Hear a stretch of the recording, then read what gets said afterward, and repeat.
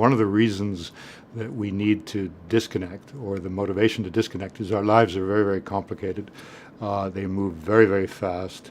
We tend to be very, very connected to machines of one sort or another. And at some point, people will realize for their health, their spirit, their sense of well-being, that breaking away from that is probably essential. I think expedition travel is a dynamic field. I think it'll evolve. There's a lot of different constituencies that are being attracted to it now than, let's say, 10, 20 years ago. There are a lot of people coming into it which are putting a lot of emphasis on luxury as a key component. I don't happen to personally agree with that, because I do think one of the essences of expedition travel is focus on the outside, not on the inside.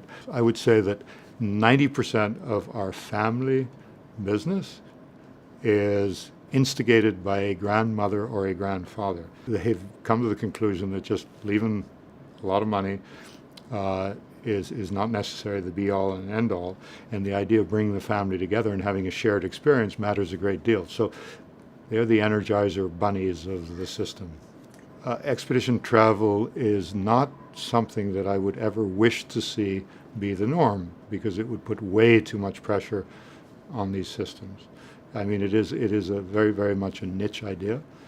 I hope it stays that way. You know, I think it's nice to see some growth of interest, but if you have too much growth of interest, then the over-tourism factor will just be accelerated beyond reason. Some of the biggest trends I see on the horizon are more and more people wanting to escape from urban settings and get into wild places. There's a need to disconnect, and I think there's going to be an exponential growth in that.